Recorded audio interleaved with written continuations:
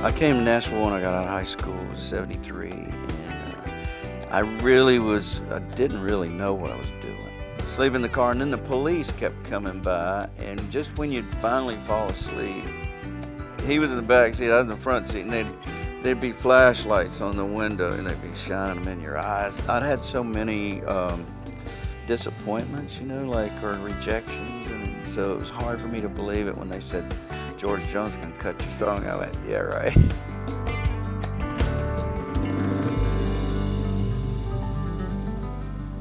Hey, thanks for joining me today. I'm here with a really dear friend of mine. We were just visiting a few minutes ago, and I was reminded of a situation. I was at a concert in Ohio probably 10 years ago now, and I was singing the song "God is Good All the Time," and in the middle of the concert, this lady waved her. She's sitting at the back of the auditorium. She got up and waved her hands and said, excuse me, I have something to say." And I'm looking for the security and saying, "Hey, where's the security? What's going to happen now?" Because you never know what's going to happen when something like that takes place. And she goes, "I have something to say." And I said, "All right, come on up." And I brought her up on the stage, and I said, "What do you have to say?" She goes, "Our choir was singing this song 10 years ago, and it was in one of my musicals called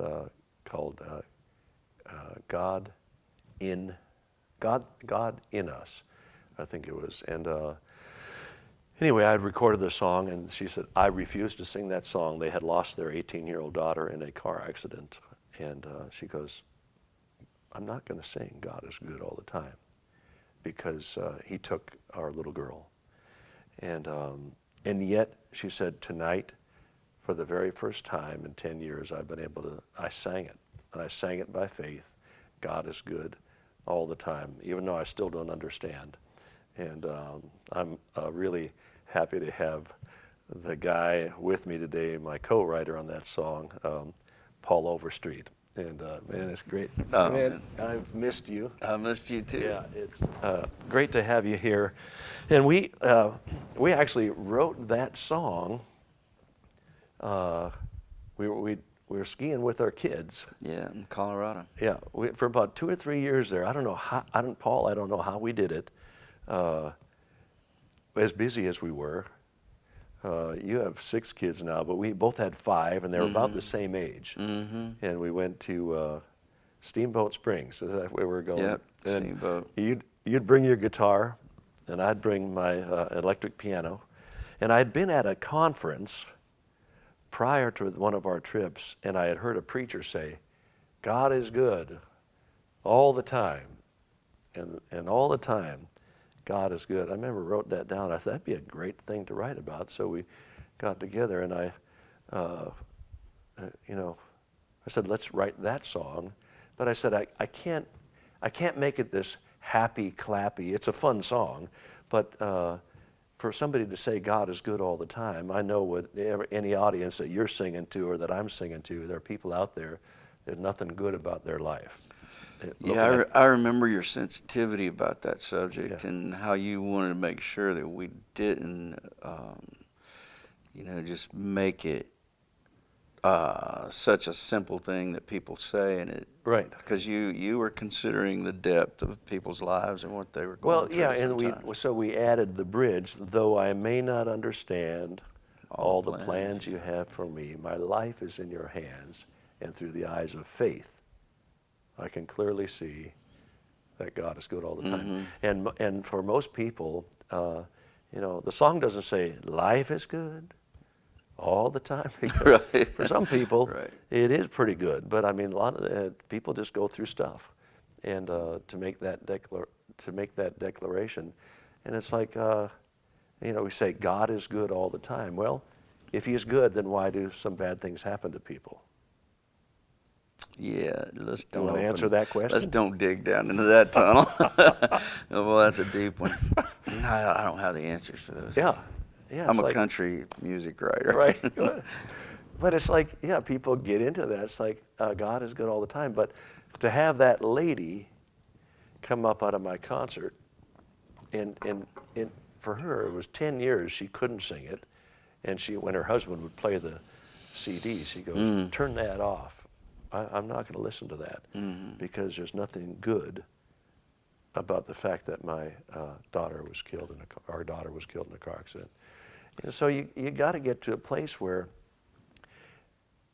you declare the goodness of God in spite of what you see in a doctor's report, in spite of what you see in your bank account. There is something powerful about declaring the goodness of God. What is that in? Is it Jehoshaphat who had 3 armies coming against him, and they marched into battle, and they put the singers and the musicians in front of the army, and they were supposed to declare, "For the Lord is good, and his mercy endures forever." And it says, and when they began to sing, God sent ambushments and destroyed the enemies. So there is something powerful about declaring that. And we made it an up-tempo, a fun song, but there's something powerful about declaring that. Oh, God, that was a fun song. Remember we did it in Colorado Springs? Yeah. And that's where we recorded that thing there, right? The very first time. Yeah, and I said... And I was ill all day. I was like taking all this medicine, Yeah. trying to get my voice clear where I could sing. I remember saying to the producer, I said, "Do you think people will sing this country song?" He goes, "Oh yeah, they're going to sing this song." It ends up being one of my, I can hardly get off stage without singing it. So we made a joke before we came out here, because I was telling, I think my wife, I was telling her that I said, Don is like, he's like Elvis over in the Philippines. And you said, "I still am." I still, Which you I go love figure that's about funny the to me. Philippines. Yeah, I just got back from there, but everywhere in the Philippines, not only in the Philippines, a lot of times all around the world, because my music got there first. The first time I went to the Philippines, I was sitting on an airplane. We landed in Manila, and I think we flew to another city. And I I looked out the window of the airplane. I see the press, and I see the TV cameras, and I said to my drummer, I said, "Somebody famous on this airplane." and I'm looking around, and so I said, "It's probably a senator or a governor or somebody." And then I saw they're holding a sign, Don Moen. So I said, "I'd never been there before." So go figure how that works. Yeah, Sometimes our songs. I think that's incredible, and I'm a little bit jealous of the fact that you know Manny Pacquiao, because I've been watching him fight for years. Manny is my dear friend, and seems like a great guy. He is. Yeah, we have I put this pose up on my Facebook page of Manny and me, and he looked at the way I was holding my fist, and he goes, "I can tell you're not a fighter, because somebody's going to break your hand. You gotta."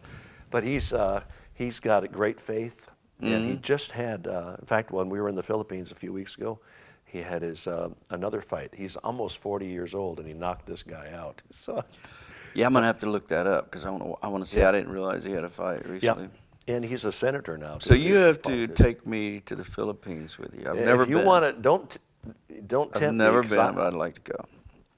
Okay. Well, we could have fun. I'll step back in my fiddle and play. And you know what?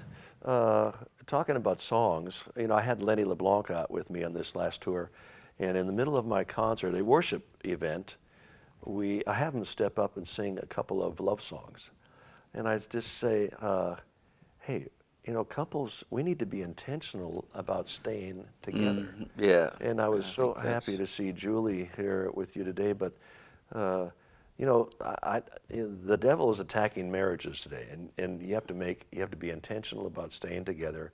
And so having Lenny come up and sing a couple of songs, or have you come up and sing just any of the songs that, Forever and Ever, Amen, or all the stuff you've written. But I just think it's so appropriate in the middle of one of those worship things, worship events. What was the song? It's a new song you were just telling me about this morning. Oh yeah, you're the reason I do. It's on a new country. I'm doing a new country project, which I went back and recorded. Can't Stop Love, which we did with SKO. Yeah, I re-recorded that. Forever and Ever, Amen. Let's see, Deeper Than the Holler. You can tell that's a country song. It's Deeper Than the Holler. Yeah. People say, "What is a holler?" Yeah. anyway, it's got a lot of songs, and this is a new song that I've written with a couple of guys that I really love, and so I recorded it, and it beautiful. became one of my wife's favorite songs. So yeah, we Yeah. put it on there, and we've got a lot of the older country songs and things that I just wanted it to be more like my first album, which was So in Love, and it was like all these wholesome songs that when you listen to it, you're encouraged. And you know, I had a buddy of mine, we bought a horse from him, and he was telling me he got to listening to one of my records. He said, you know, he said, when I'm coming home from work sometimes, he said, I listen to your album. He said, and it really makes me love my wife more, you know. Yeah. He said, and I get home, walk in the house, and he said, she ruins it all. You know, it's just kind of, that's the ironic thing about, you know, relationships and marriage and stuff. Yeah. Nothing's perfect. It's just always going to be what it Yeah. is. Well, I was listening to, first of all, there was, I remember one day, this was years ago, I called you up. You had written, I don't know if you had written it or were working on a song, but it's something, but your love is like a beautiful garden. It's beautiful. And I called you up and said, hey, Paul, is everything just a beautiful garden up there today? He goes, well, it's kind of a desert up here today, you know. You remember that? Yeah, you know, just relationships. You go through, go through all of that. But and you got this song. Let's take another run at it. Let's take another run at it. Oh yeah. Take another run. Let's make it fun. Let's take another run Yeah, at it. But it's that was a good record. It was going to be. I think it was going to be a pretty big hit. And at that time, I had my scenario going on with my record label, and as things happen in the music business, it was an awkward time at the label. And one of the radio stations that had like 3 major reporting stations were playing it, and they said, man, it was working great for us. And I was out doing a show on the road, and I'd committed to going out and playing more shows, and I'm out there doing it, and she goes, that record was doing really good for us, but the record label told us to not play it anymore because they were pulling off of your record. So I realized at that point it was time for me to leave that label. And so I went, as soon as I left there, I went back to Nashville and said, you know, I think it's probably not going to work anymore. And they let me go so easy. Like, okay, good. So I knew it was already happening. You talked about SKO. So wasn't that the first band you were in here? Yeah, wasn't that me and Tom Schuyler, Fred Knobloch. Schuyler, Knobloch, and Overstreet. Mm-hmm. So that was your first trio kind of thing here. Yeah. And so let's back up about how did you get to Nashville? I mean, you were from are you from Van Cleve? Van Cleve, Mississippi. Van yeah, Cleve, but right on the Gulf Coast. Yeah, that's where I grew up. I was in my junior year in high school. I left there and went and moved to Prentiss, Mississippi, and lived with my brother. And for a while, then my mom eventually moved up there. She was getting a divorce from my stepfather at the time, and things were just rough at home. And it was rough at school. I just wasn't doing that well, but so I just thought it was time for a change. Your father was a pastor, right? Well, my father, this was my stepfather she's getting. My father was a preacher, and so him and my mom divorced when I was around 6 and a half, 7 years old. Okay. I think it was something like that. Yeah. Anyway, it's kind of all that stuff is just, at that point in my life, I don't know if I just wasn't old enough to really hold a grudge about it. You know, I never hated anybody about it. I think you just adjust, and probably the new scenario wasn't the best for all of us, but I think my mom was just doing whatever she thought she could to take care of her children, and that's you know. And you got. I two think brothers, they really had a sister. good. My stepfather and her. I think they had a good marriage for a little while. Yeah. You know?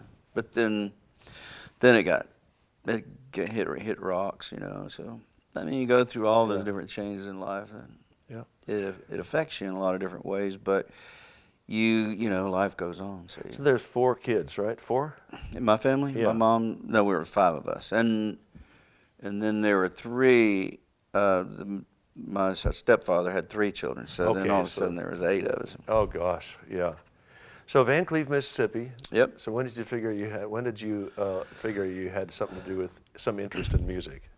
You know, I knew about 8 years old. I mean, I started playing guitar earlier, but around 8 years old, my mom and my stepfather, which is interesting because my father and my mother, if they were still married, I probably never would have seen a movie like this because they probably wouldn't go. Yep. But Yeah. my stepfather, he had a lot of fun. Him and my mom did fun stuff together. So they took me to see this movie about Hank Williams, and it was about Hank Williams Sr. And I saw that he just took his guitar, you know, it was called You're Cheating Hard or whatever. Yeah. Anyway, he'd just take his guitar and just write songs, and you'd see him write his words down with his pencil, and then he'd wad it up and throw it in the trash. He's frustrated, you know, or whatever. But that whole process to me went bam, and I went, I can that's do what this. I want to do, you know. And I kind of knew it at an early age, but got sidetracked many times. But So when did you move to Nashville then? I came to Nashville when I got out of high school. It was '73, and I didn't really know what I was doing. Had you written songs then? Yeah, I so had you started writing. I had about maybe 8, 9 songs, and they weren't that good. But although, you know, one of them, actually the first one I ever demoed was in Little Rock, Arkansas. When I was in high school, I was a junior in high school. My mom took me out there, and I did a demo session in the studio, and the song was called "The Wanderer." And years later, I was a big B.J. Thomas fan, and I wanted to sing like B.J. Thomas. I just thought he was the greatest, and so I kind of wrote that song in a B.J. Thomas style. And I mean, years later, Chip's Moen, we were in the studio working on something, and Chips produced Elvis and B.J. and Waylon and a bunch of other people. He's a really good producer. And I played him that song. I said, I wrote this song when I was 17 because I was a B.J. Thomas fan. And I think we were working on a B.J. record at the time. And he said, you know, if that song had been around when we was recording, we'd have probably cut that. And I was like, wow. I could have had a B.J. Thomas cut when I was 17 years old. If I'd only known how to get to, you know, how to get your songs to people and stuff like that. Well, and that's so possibly. I mean, he didn't say we definitely. He said we probably would have got it. Yeah, right. Well, so coming to Nashville then was a big commitment. Yeah, and I think it was the right thing for me to do. Yeah, but it was. I know. It was tough I know going. a bit of the story, but tell a little bit of that going. story. You were one of the guys walking up and down Music Row. Did you really do that with the guitar? Oh man, it was dangerous back in those days. Now you go down to Broadway and it's just crowded, but back in those days it could be really dangerous. You get on side street and oh man, you get robbed, or I almost got shot down there one night. It's like it was pretty dark, you know, but it was run down because Nashville didn't really start picking up that area until probably the last 10, 15 years. But so you would go, did you really walk from publisher to publisher with your guitar? And were you one of those guys? Well, I met some people that actually introduced me, like to Tree Publishing, and I went there. Cliff Williamson was working there, and Cliff was he's at Starstruck now. Really nice guy, and he kind of took me in and had me sing on a couple of tracks, you know, demos that somebody else had recorded, but gave me the chance to do some of that. And then Bill Owens was a guy that was wanting to manage me and tried to manage me for a while, but I think I was just unmanageable. I mean, I didn't have much going on, so there wasn't much to do. But we wrote a lot of songs together, and just people helping and introducing me to. Bill actually introduced me to Cliff Williamson, and but for a while there, a friend of mine came with me from Van Cleve, and we spent the night in my car on the side of the road one night waiting for. I called my mom, told her we were broke, needed some money, so she sent me some money, but she didn't wire it. She mailed it. To where? To post office on Nolensville Road somewhere, and I was like, so I was about out of gas, and at the time I smoked cigarettes, and we were broke, so we had a loaf of bread, and we went in this little store, got some potato salad. So we're in the car, and we were making a potato salad sandwich with the bread, and then we parked as close to the post office as we could because we didn't have enough gas to go far. So just figured we'd spend the night in the car. So we're on the side of the road. On Nolensville Road. Yeah, and Elvis was in town that night doing a show. You can relate to that. Sure. And they were talking about him on the radio. Said he's got the whole top floor booked at this hotel down here. I'm thinking he's got the whole floor. I wonder if they could spare just one room so we could spend the night in the hotel.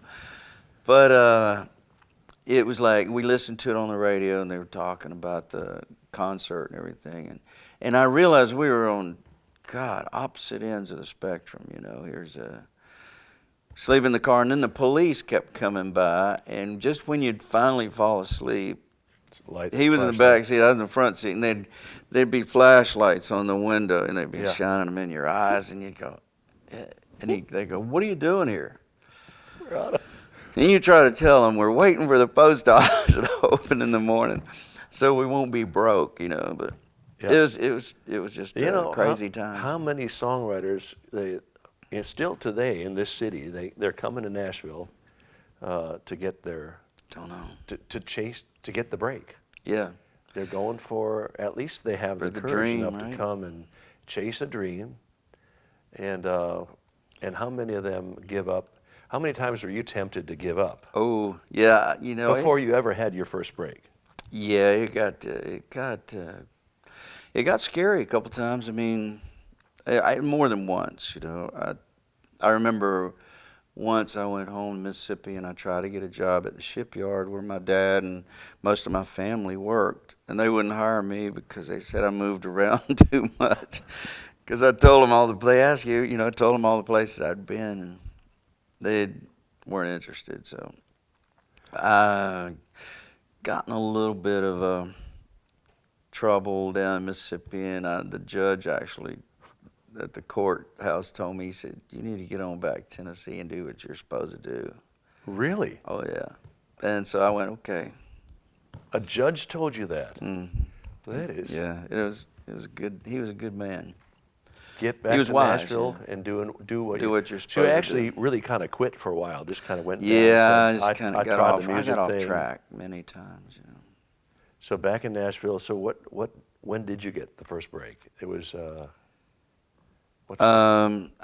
actually, I mean, there was a series of people that kind of came into my life and helped me through a lot of different times, you know.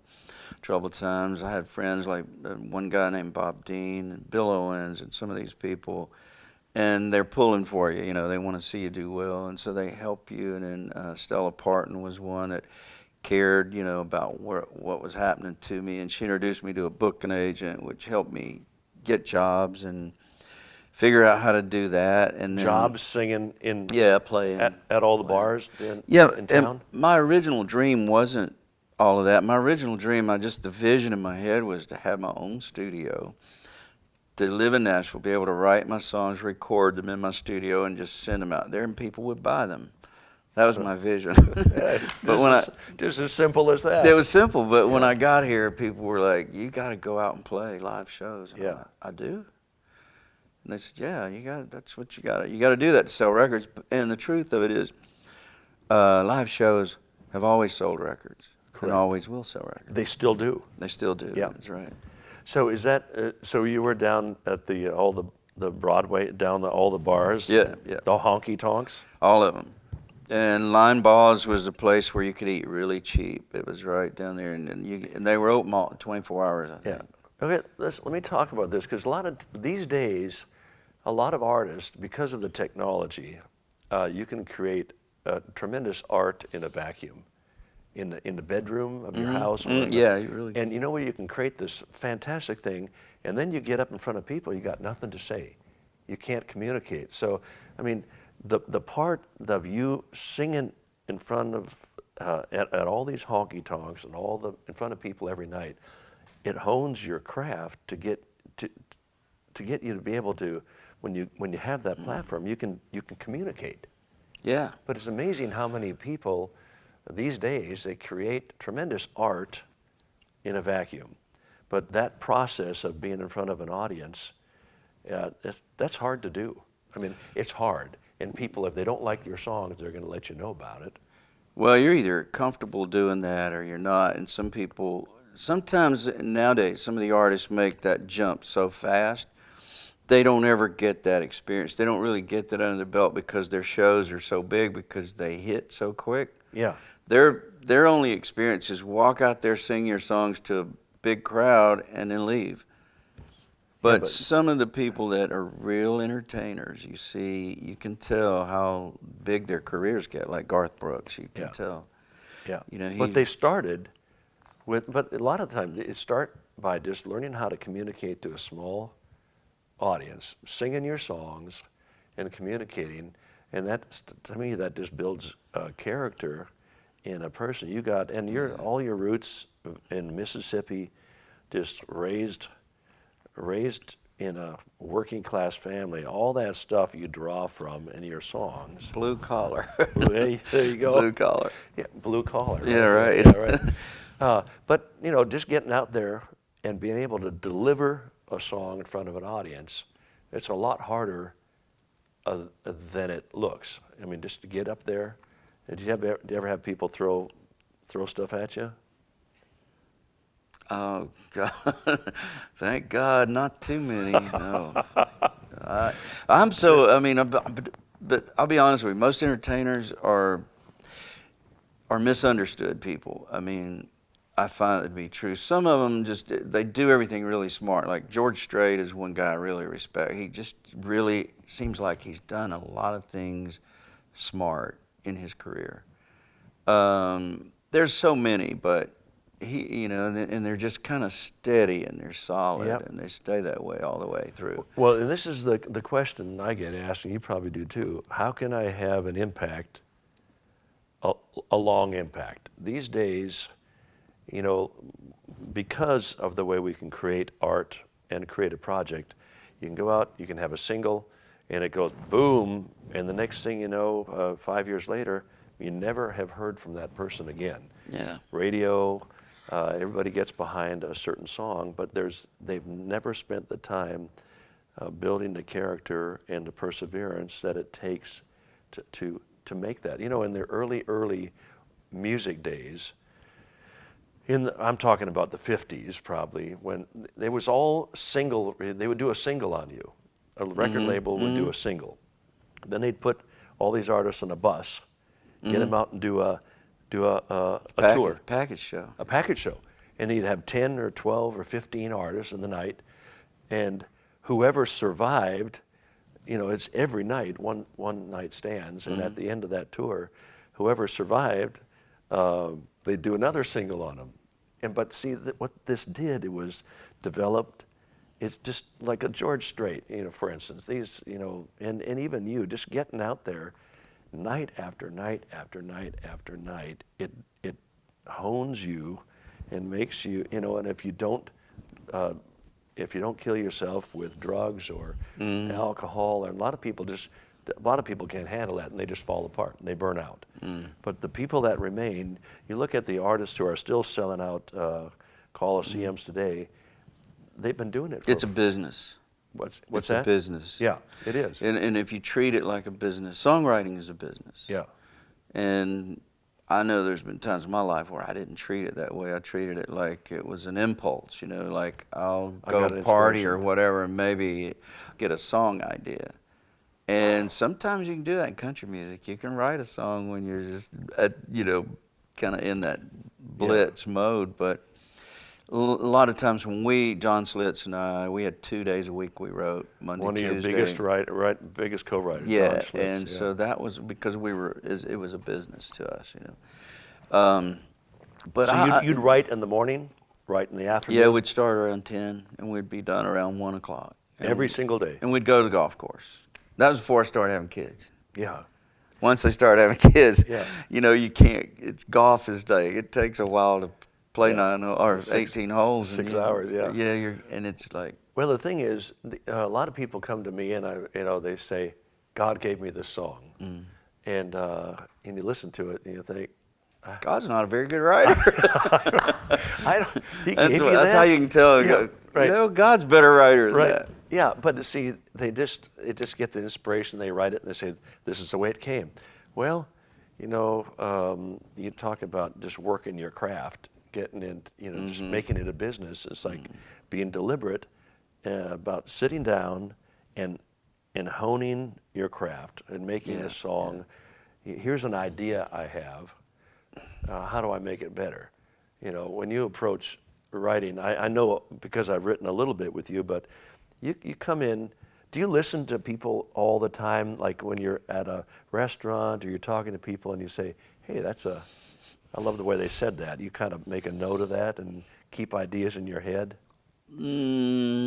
Well, what I've learned about songwriting is if you're in the mode of songwriting, you stay in that mode, all kinds of things come. As soon as you decide you're done for a while, you don't listen, you don't pick up anything. Wow. It's when you're in the mode that those things come to you. And Mel Tillis told me one time, which kind of put a little bit of an alert in my system. He was doing an album, he was recording some of my songs, and he was one of the best country writers ever. Gosh. And he wrote Detroit City, Ruby yeah. Don't Take Your Love to Town, I mean, all kinds of stuff. And I said, Mel, why are you cutting my songs? Good a writer as you are. And he goes, that song, he stuttered, that songwriting will get away from him if you don't do it all the time. And he told me, he said, I really believe that great writers are the ones that are closest to their creator too, because they have that need. They have to be in contact with that you know, that source in order to be great. And if you don't do it all the time, it gets away from you. And I found that to be true. And so I try to stay in the mode of writing all the time. Yeah, all the time. Yeah. So, and part of that is just picking up the guitar or going to a piano and just doing the hard work. Mm-hmm. Mm-hmm. And an idea comes. One thing I remember you told me when we were writing, I think we were working on something, and I said, that's just, let's go on to something else. He goes, no, we're going to finish something on that song today. You know, we're going to finish something. Get something done. Yeah. And just the discipline of that. And I think the young songwriters today, they don't understand just the discipline. And one thing about, you know, I've lived in Nashville, I've worked in and out of here for 20, 30 years, but to see the dedication of songwriters, I mean, they basically pick up their lunch pail and great ones and do. go to work. The great ones do. Yeah. 10 to 1, 2 to 5, and sometimes 7 to 10. Sure, and you write some of all day long. Some of my songs have been written at night, you know. Yeah. And better songs, maybe. I just you know, whenever you're the most creative. Yeah. Do you find when you go into a songwriting session that it's better to go in? And I talk to songwriters a lot, and I just say, don't go into a songwriting session with nothing. No ideas. Because if you sit there and say, well, hey, Paul, what do you have? I don't know. What do you have? I don't know. What do you have? What do you have? But go in there and say, well, I have this idea. God is good all the time. Mm-hmm. And I remember I said, I heard this preacher say, God is good all the time and all the time. Mm-hmm. And you go, Exactly. God is good. I think you came up with that melody. Yeah, well, all the time. Well, you know that if you are set an appointment ahead of yourself. Right. If you set that appointment, you've made a commitment to do a job, your brain starts thinking about it. And that's what happens to me if I know I'm going to write with somebody on Monday or Tuesday. All week long I'm thinking about, there you go. Is there something that we need to say?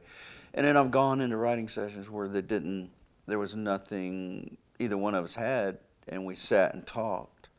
and we'd talk about life, what's going on in your life, and then sooner or later something will spark, and you go, hey, maybe we should address that. You know, maybe we Yeah. should write something about that. Yeah.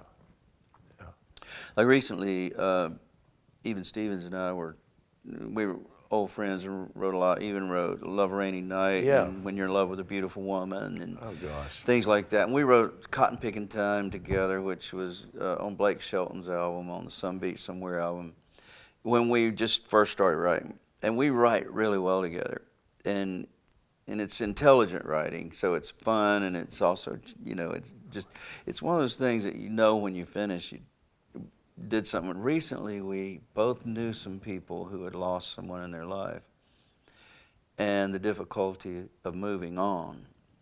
And we addressed that issue with a song. And I think it's a real important song. And it's just one of those days, you know, when something pops up when you're talking and you can write about Okay, it. so the challenge for me as a writer these days, when you know, I was with Integrity for 20 years, and when I saw my name on a calendar, this week, Don's recording a new project, man, it would scare me. You know, I'd see that date on the calendar, but that date drove me to create. What I'm struggling with these days is with the label. There's not labels involved. What we're doing now is a lot of just, you know, Paul Overstreet music or Don Moen music. I mean, we've got with all the internet and the Facebook, and we've gone back to almost being a singles market again. People don't buy a full CD; they buy a song. They download a song, or they'll stream a song, and it's hard for me. It's hard for me to get motivated because I don't see that date on the calendar. I'm not looking at the calendar. New project. Doing an album. But that used to scare me. Sure. And it would scare me to the point where I would sit at a piano and I would write and I would really prepare and do my work because there was a release schedule. Now, when I don't have a label that I'm working for, I have my own label, you have your own label, but how do you discipline yourself? Because you're writing, you've got a couple of new projects coming up, but how do you discipline yourself to get up and write every day, knowing that there's not a big label behind going to push out a Paul Overstreet record? I mean, how do you find that discipline? And I'm struggling with that a little bit because there's no. Do you put a date on a calendar?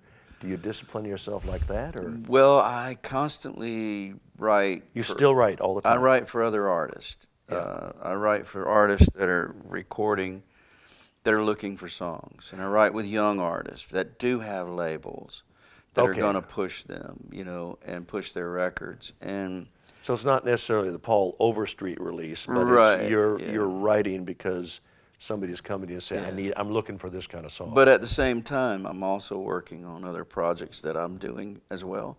So if I don't have appointments set to write, I'm writing for myself, or I'll be mixing, or I'll have to finish a vocal on a song.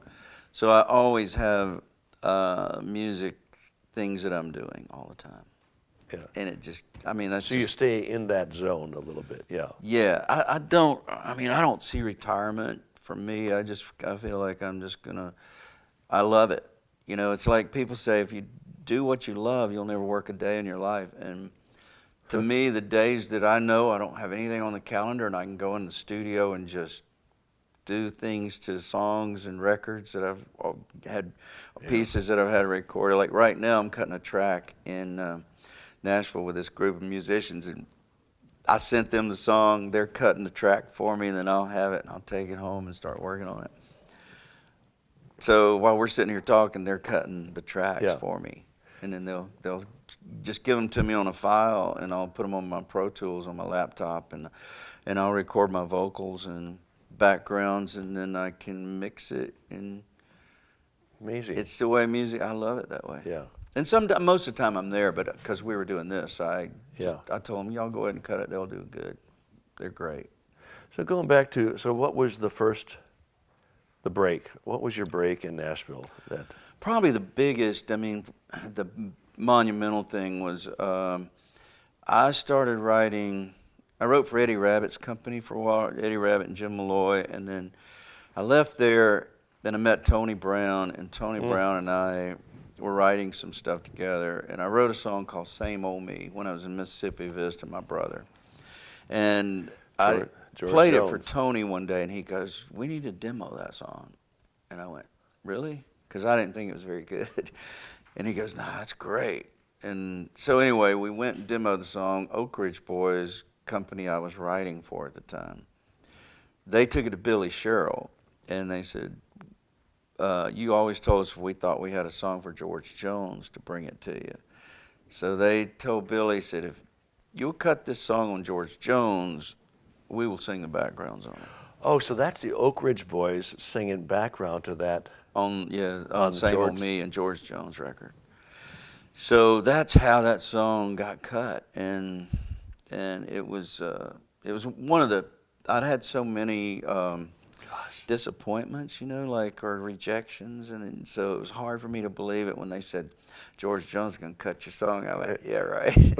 Wait, so people said no to you? I want to talk about that a little bit. I still get, even now, I can play a song for people and they don't hear it, whatever. Even though it's maybe a good song, it just doesn't fit the project. But so this is a key for songwriters. Anybody with a dream, they're trying to pursue it. I mean, I wanted to just talk about how you dealt with all the no's. Because when people get no, they just said, "You know what? It's not worth it. I'm not going to chase the dream anymore." Has your parents ever said anything to you that really confused you? You're like, "What do they mean by that?" My mom used to tell me, she said, "You tried my patience more than any child I had." My mother told me that. Okay, so you know what that is. My mother said to me, stubborn, hard-headed, won't take no for an answer. You want to know, why can't I do that? Why can't that happen? And that's basically the gift. That's a gift God gave us, but the parents see it as a real problem. That's amazing. But I think that's one of the secrets to my success, was just going, okay, well, if that doesn't work, I'll do something different. But I wanted to do what I wanted to do. And if it hair-lipped the devil, I'm going to do it, And so I think that's been one of the biggest things, is just perseverance. I never thought about that before. My mother, she's been with the Lord, 15 years now, 16, 17 years, I guess. But she used to say, I have an older brother and 2 younger sisters, and she said, "Donnie, you are the black sheep of this family. You give us more grief than all of the other brothers and sisters put together." Wow. But I never have thought until just now when you said that. That's one of your giftings, God. That stubbornness, don't tell me that it can't be done. Right. So that's kind of what kept you alive here? Yeah, I think so. Because you get so many, I call it rejection, but you get a lot of no's, about what you want to do, and visions that you have, and you go, "This will work, this will be great." Right. And people don't catch it. And part of my problem, I think, is being able to communicate what I see. I don't know how to explain it to people in a way that makes them want to get on board. So I wound up having to go out and prove it and show it, before it. So you can't have all the gifts, No. You're going to have one or the other, Yeah. So. But just to be able to take a no, one guy told me he was trying to pitch his book all the time. And he got to the place where he had to convince himself, "I want to hear another no." That's the way he psyched himself up. I want to hear a yes. Yeah, he psyched himself up to say, and he told me, he said, "I eat no's for breakfast." I like that. That's good. Yeah, I eat no's for breakfast. So rather than using that as like, okay, I'm going to give up, he goes, "Yes, I got another no." And he would just say, my goal is to get 100 no's today. Wow. Amazing.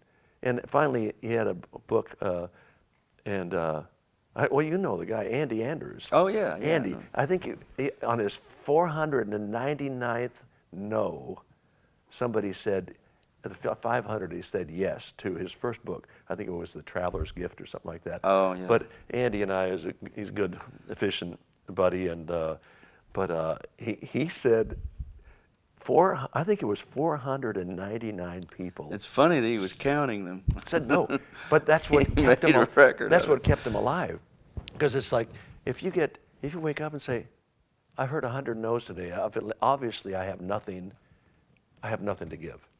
Obviously, it's not going to be saleable." And but just to be able to take that and motivate yourself to keep going. One thing that you have to, I think I would say to any songwriter coming to this town, is you have to keep in mind that it's like perfume.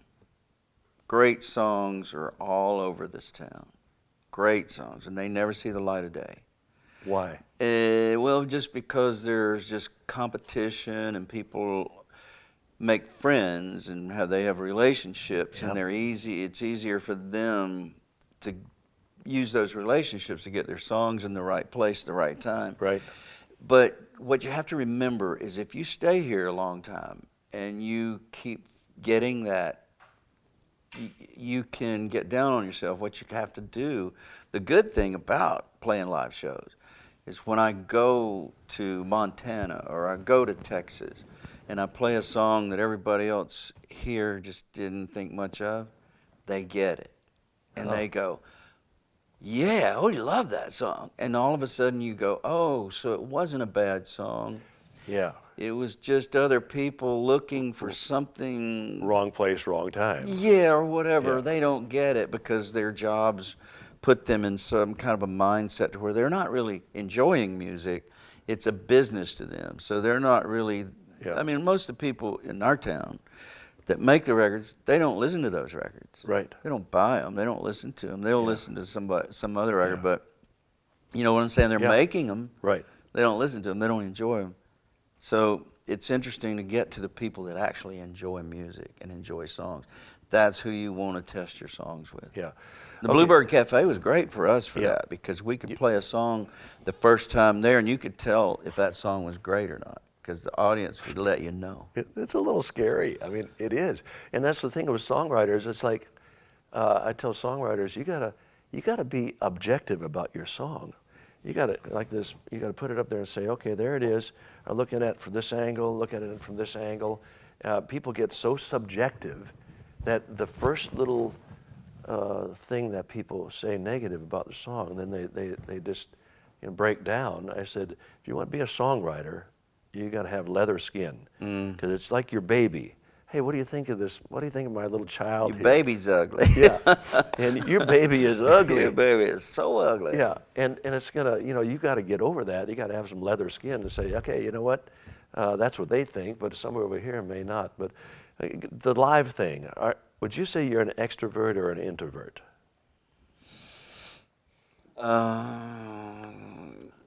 It all depends. Now, I'm an introvert. Most of the time, I'm very. Being forced to play the role of an extrovert. I don't know. I'm just. I mean, most of my life, I think it's changing for me now at this age a little bit. But most of my life, I'm very guarded and I'm self-conscious about everything, insecure, and a lot of people have mistaken that for arrogance. Like I've had people tell me, "You're the most arrogant person I ever met," and I was like, "I was the most scared person you ever met." You know, they didn't know. They didn't know that, but on the inside, I was just freaked out. But I did. That was the one thing that kind of had me drinking a lot because I noticed that when I had a beer or if I have a glass of wine now, I'll tell you more jokes or I'll engage in conversation a little more and enjoy it more. Yeah. Because most of the time I'm like up in here and I'm living inside, dealing with all kinds of stuff. Yeah. You know. So and a lot of entertainers are like that. I mean, people look at what I do and they assume that I'm this big extrovert person. I failed my speech class in college because I couldn't speak in front of 15 people. It's too scary for me. Wow. But one of the things that helped me just get a little more comfortable doing what I'm doing, because I'm around great singers and I hear this, somebody I've looked up to all my life and everything, and one year I hear Don Don Moen is not enough. You better dial it up big time. And then the other year I hear, just be yourself, which I think is the Holy Spirit speaking to me. But you know that's part of nobody else can be Paul Overstreet. Right. But you can't beat them, but you don't need to be. You can be yourself. And I tell young artists, just be yourself. Everybody else is taken. And Well, I know the work that you've done around the country in all the places that you perform, and I've seen your shows, and you know what, you bring an entertainment quality that is really valuable to people, and you always have fun people on stage with you. Right. And there's an entertainment quality that's not just you, but it's all of that stuff coming out there. And you're giving people a gift every time you walk out there, and that's all you need to do. That's all you need to know about is how much you're giving. And I think that's what we forget sometimes because we feel like we've got to live up. You don't have to do anything. Just go out there and be yourself. Well, part of that is disarming the people. You know, you've been in enough religious situations where people just really do want to have some fun, but you were raised in a conservative church background. So was I. You know, my mother. I could never go to movies because if I went to a movie and Jesus came back, I wouldn't be. I'd be left behind. Yeah. And so I was. The rapture going to happen while you're there. And believe it or not, I was in Hattiesburg, Mississippi. That's where I went on a violin scholarship down That's there. where I used to drive all the time to get beer because we lived in a dry county. Anyway, I was down there and they had they had a theater up the street there, up Hardy Street, and it was the movie. I prayed for 5 days before I went to see this movie. And I walked into this theater because my mama, always said, Donnie, if you go into that theater, that's the devil's den, and if Jesus comes back, you're going to be left behind. And I went in and I saw the movie. You know what it was? The Sound of Music. that racy film. And I sat there. Paul, I watched it 3 times in a row just because I was like, I just felt like Jesus was right there with me. But I kind of been lied to all my life, and that's what religion does. And I actually, even playing violin in all the symphonies and operas and ballets, and I'd be so moved by the power of the orchestra. I thought anything I love this much has got to be sin.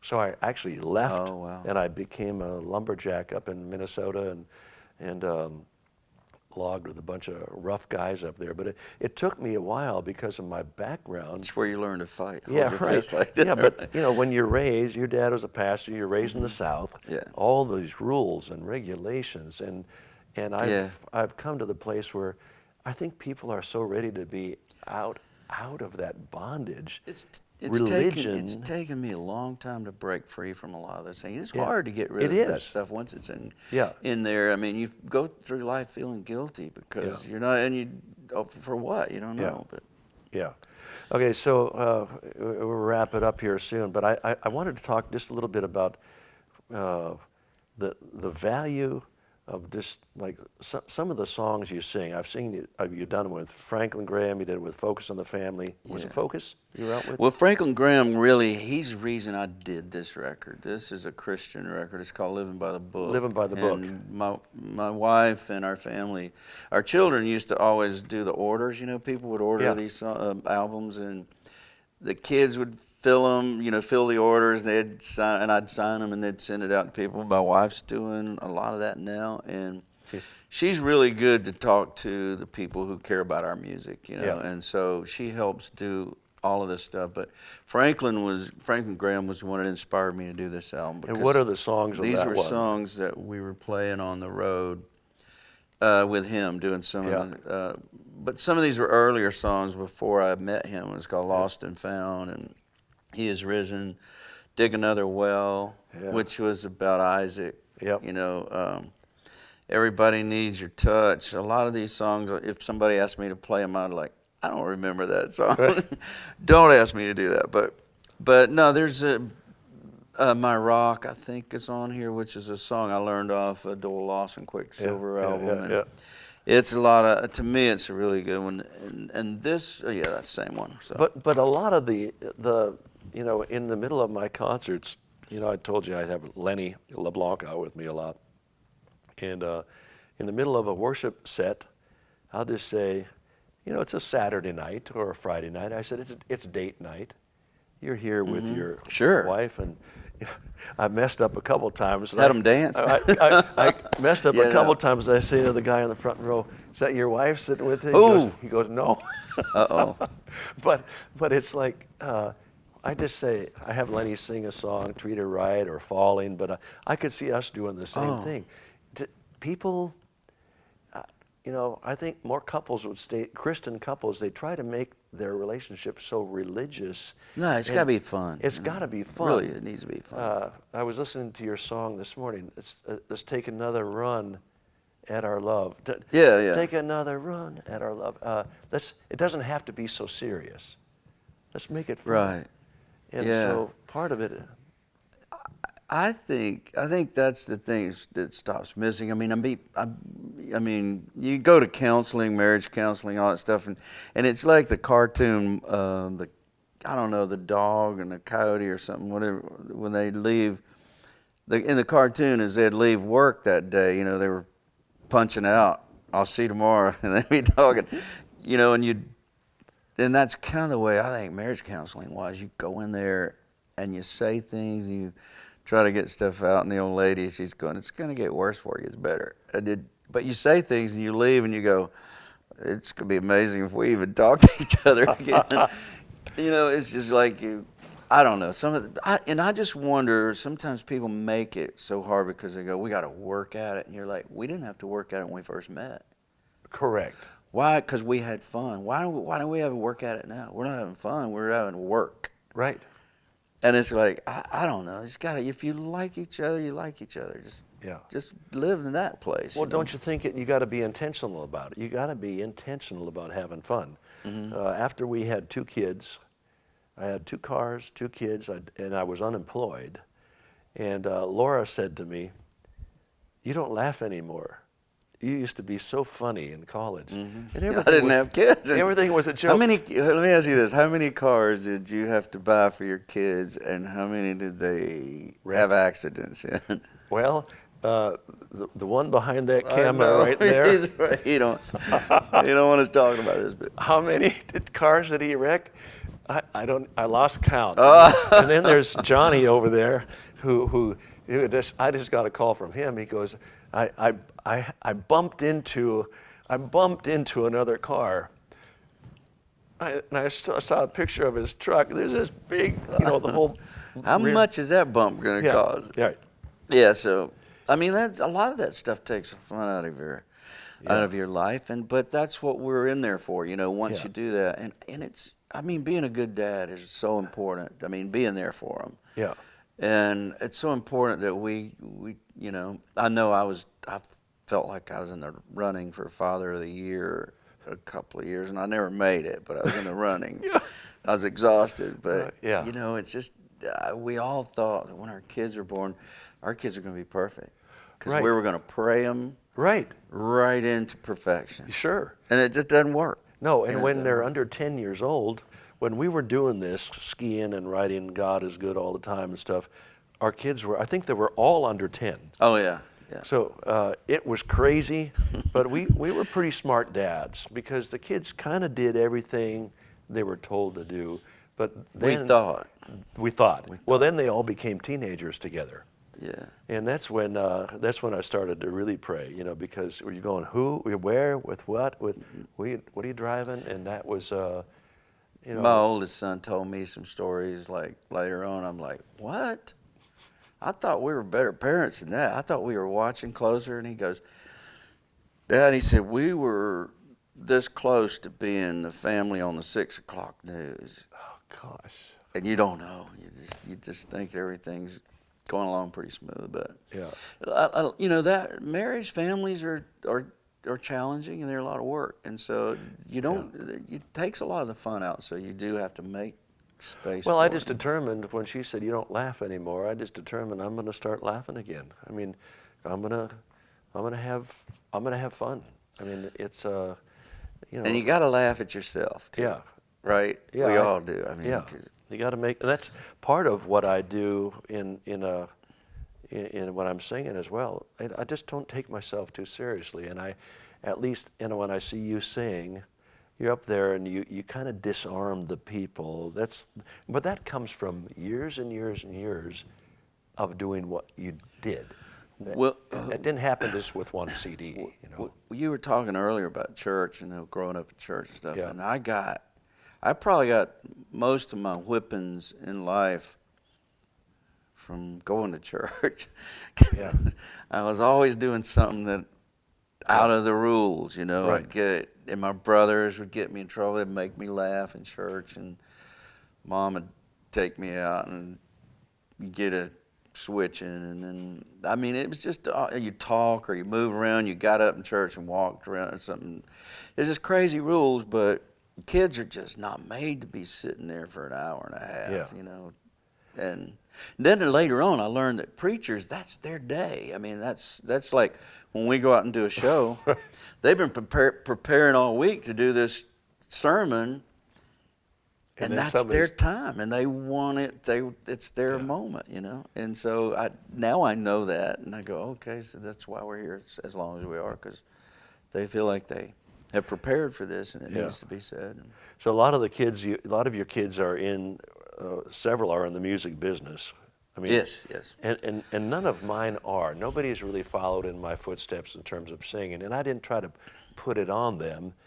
They all are musical to a point, but you got Nash and Summer is singing. And Summer's a Charity. great writer. Nash was in Hot Show Ray, Yeah.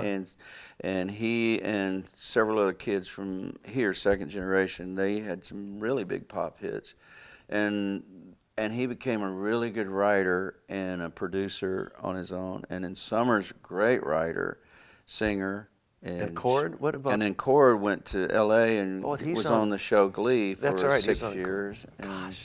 And now he's making an album for Island Records out in L.A. And then Harmony was working for our company, setting up writing appointments for me and pitching our songs. And for Summer, and she's now married to a nice young man who's a videographer, and he's doing the music videos for Dan and Shay and a bunch of other people in the music business. And then Sky is working at WME, William Morris Entertainment, and she's working as I guess they're kind of, she loves management, but I think she's, right now in the booking world. And then Charity is in her second year at college at Belmont, and she is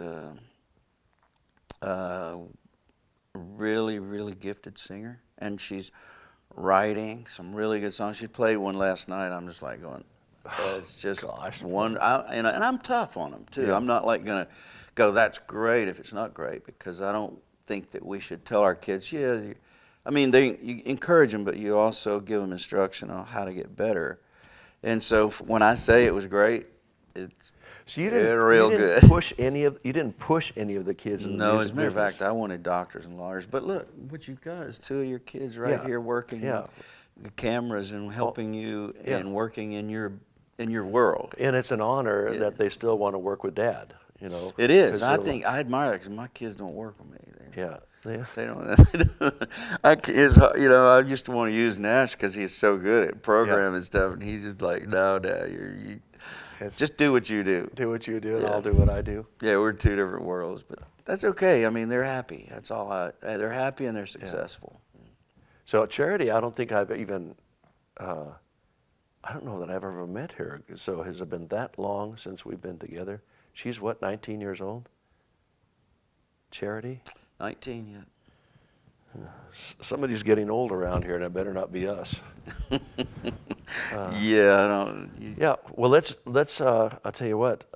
You mentioned that you want to come to Africa with me. I want to go to Africa. I want to go to the Philippines. I want to go. I want to go everywhere. With you. If I can sing a few country songs, what you say on the camera. Be careful. I can sing "Forever and Ever Amen," "When You Say Nothing at All," in some beach. I mean, there's I don't know, but you know, Some beach and somewhere. But to your audiences, I would do that. I would Yeah. love it, and then we can sing "God Is Good" together. And I'll It'd be fun. step back, and I'm getting better at And playing you the could fiddle. play some country fiddle. Yeah, we could have some fun. So, so you have a new project where you recorded "Some Beach Somewhere." It's Yeah. called It's called "Somewhere in the Caribbean." "Somewhere in the Caribbean." And what happened was, like, Kenny Chesney and Blake Shelton and several of these artists were doing songs about, you know, that lifestyle, the beach lifestyle. And of course, Julie and I have a retirement home on the beach, and so being around that all the time. A retirement home? When are you going to be there? I'm never going to retire, but it's Right. that's Yeah. that's what it is. Yeah. But our kids got to go there every year, you know, and so growing up, so it was good family time. And anyway, it's inspiring to write stuff about that. So I wrote a lot of songs like that, and then one day I just decided, I said, you know, I should just probably make a project out of these songs because I thought they were worthy of being heard, you know. And so that's what I've done. Is I've put this record together. Some of them I wrote with Cord, was writer on it. Oh, wow. And some with Scotty Emmerich, a lot of my friends. Some of them I've written just by myself, and so it's a fun project for me. It's been a long time in the making, and but it's now being released on Facebook. Paul Overstreet Music on Facebook, and then of course I think I have a channel on Pandora as well, Paul Overstreet Radio. Yeah. Pandora, but I think Instagram. I haven't. Well, I don't really have time to do it all, but Yeah. Julie's really good at helping, and she's Yeah. good. So, and I think pauloverstreet.com is also my website, and all of our stuff's for sale on there. Yeah. I mean, so you got to make sure we go to the right website. You know, as far as our Facebook, we got to delete about 20 or 30 frauds every week because they put my picture up there and they want to be my friend, and they're not. It's not me. Mm-hmm. But Paul Overstreet Music is the one I liked on Facebook. Yeah, Paul Overstreet Music. Yeah. That's legit. Yes, on Facebook. Yeah, because I could hear Julie's voice in the video. You know, it's not on yet. I know. She does to tell me. Yeah. So Paul Overstreet Music on Facebook. Yeah. And then pauloverstreet.com is our website. Yeah, and that's the store is there. Yeah. And then, of course, people can stream it anywhere, of course. And you're on iTunes as well, I suppose. Yeah. But YouTube, see, these days, I mean, YouTube is the new label. Medium, yeah. I like Pretty it. much it's the label. I know. I go to YouTube a lot. If there's a song that I want to check out or whatever, I'll go there and hear the artist singing it. And then you can go to iTunes or whatever and buy it. I've heard that all of that's changing, but it's hard to keep up with all the different steps that the industry's taking. But I'm still going to make CDs, and I'm going to make vinyl of this new Beach album because I love vinyl. Yeah, the sound of it. Yeah, I know. I like the sound of it, and just the whole concept. Yeah, in fact, I went and got I have this really nice Techniques turntable, and believe it or not, I went over to Nolensville Road. There's an electronics shop there, and I got that thing. It was shorted out a bit. I got it fixed, and there's just something about putting that needle on, dropping that needle, and so hearing the vinyl.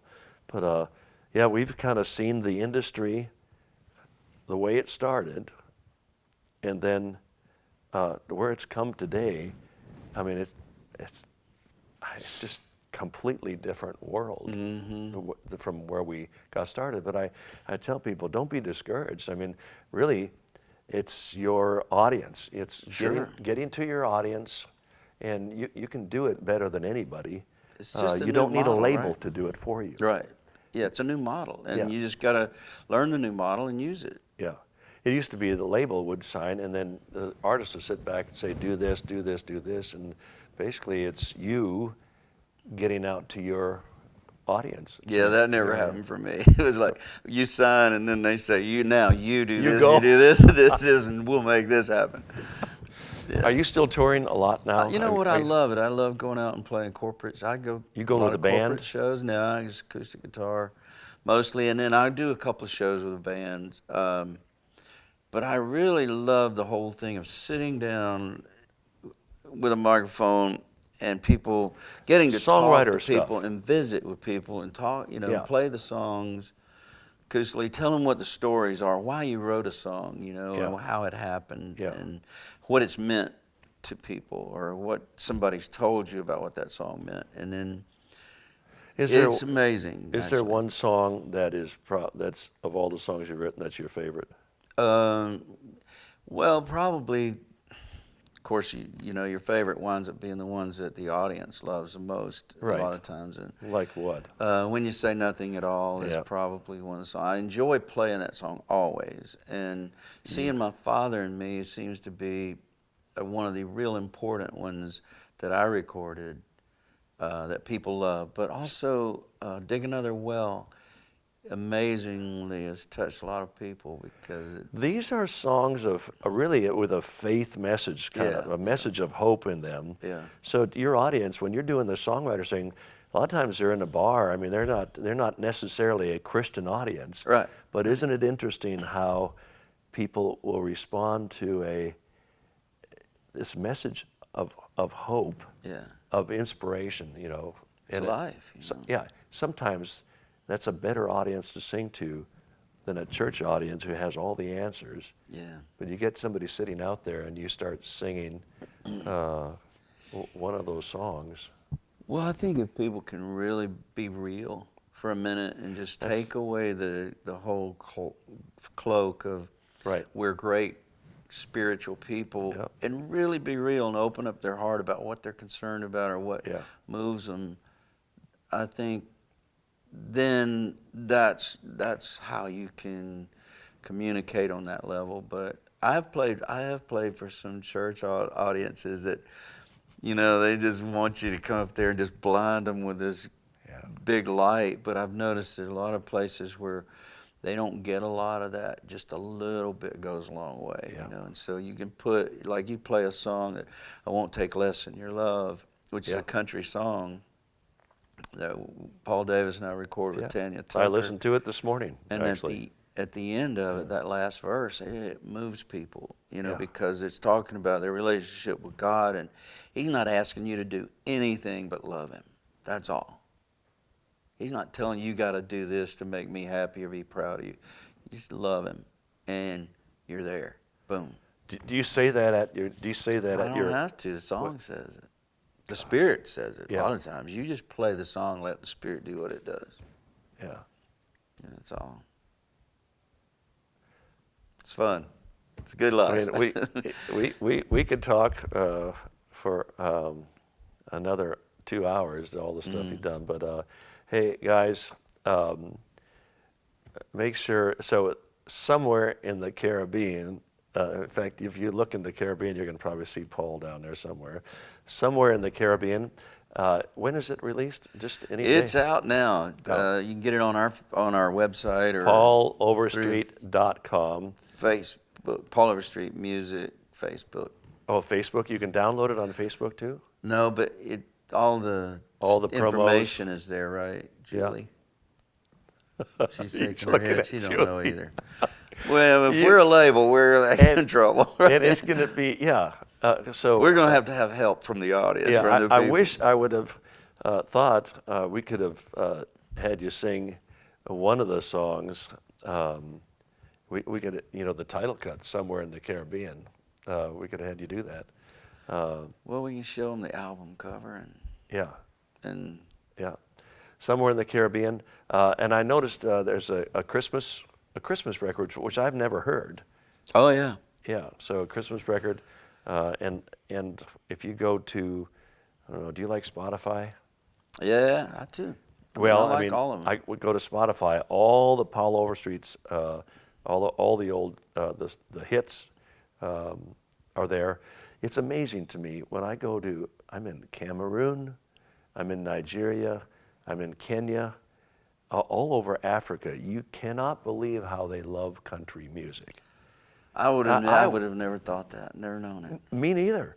And it's not, they don't like all the hip new country. Yeah. It's traditional old country music. Don Williams, Jim Reeves. It's Right. amazing. So I can't wait for like my audience to be able to tell them, you want some great country music, you know, and if you are serious about coming, I'm very serious. Paul, it's a long way to Africa, brother.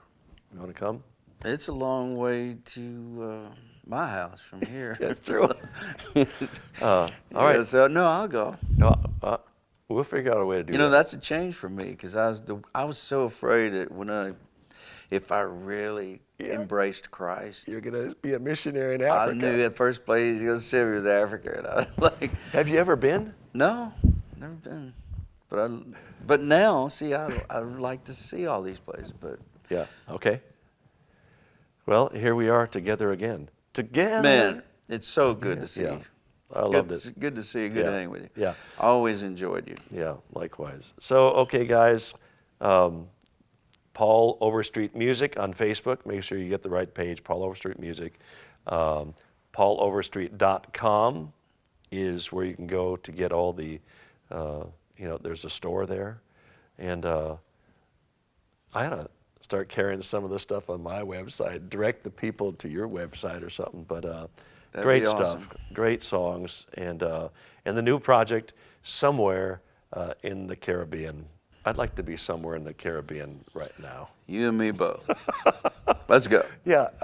Well, hey, you want to? If we get a guitar for you, Michael, grab that guitar and bring it over to Paul. If you don't mind singing. Man, not at all. Yeah. Somewhere in the Caribbean. So I'm just going to close my eyes and I'm going to think about being there.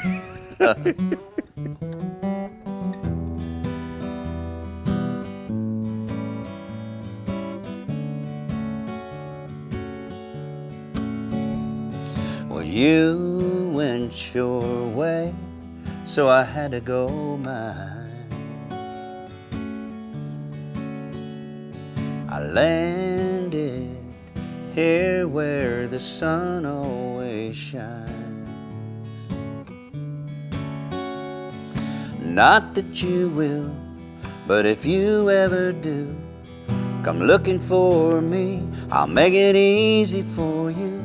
I'll be somewhere in the Caribbean, being someone you don't care about seeing anymore. Drifting from island to island, wishing you'd never stop trying to be someone you don't care about being anymore.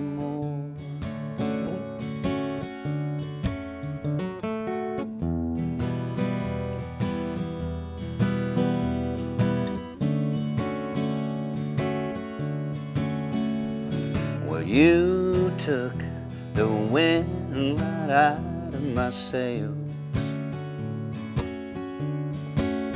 but the warm breezes here been doing me well.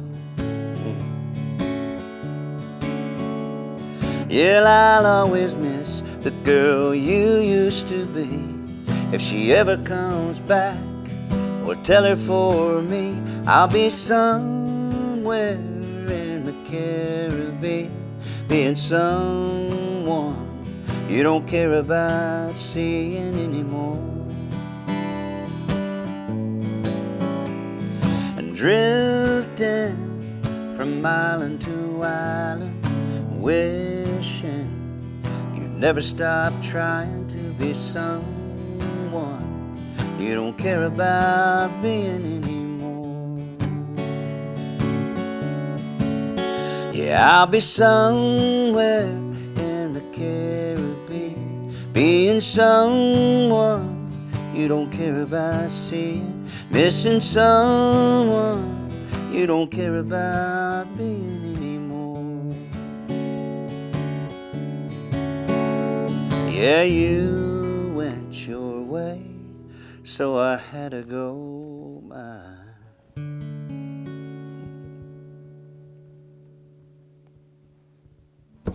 Yeah, I feel better already. That's beautiful. Ready for a pina colada? Yeah, I know. It's like, this is just I'm totally relaxed. We talked about, earlier you talked about, since now that you have your guitar here, just a little bit of, I won't take less than your love. yeah, we were talking about that, just the powerful, especially the last, just, you're singing this in a lot of your songwriter things, and you know, the audience is just, this song is so, it's so hopeful, I guess, and inspirational.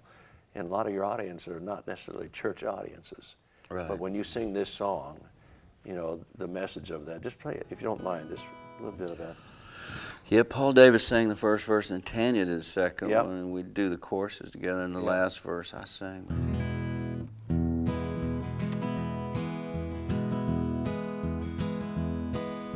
Well, how much do I owe you?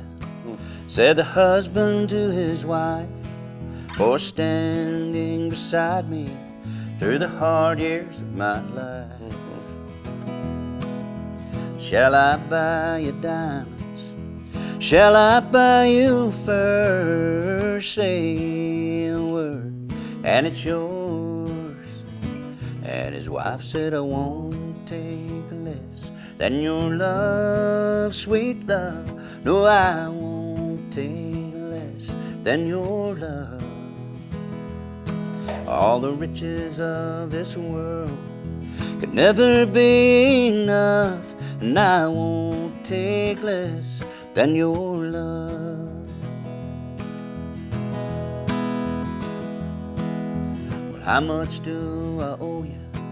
To the mother said the son, for all that you had taught me in the days when I was young.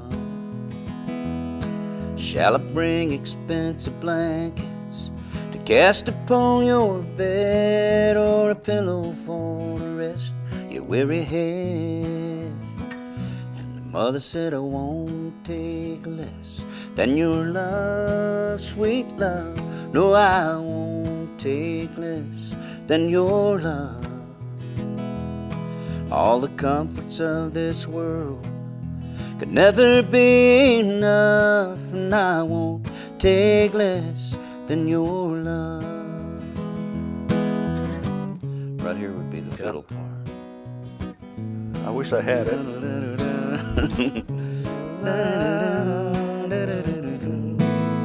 We'll do it. Well, how much do I owe you? Said the man to his Lord, for giving me this day and all the days that's gone before. Shall I build a temple? Shall I make a sacrifice? Tell me, Lord, and I will pay the price.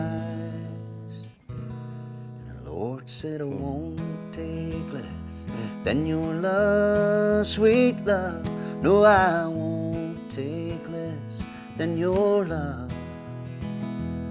All the treasures in this world could never be enough. I won't take less than your love. No, I won't take less than your love.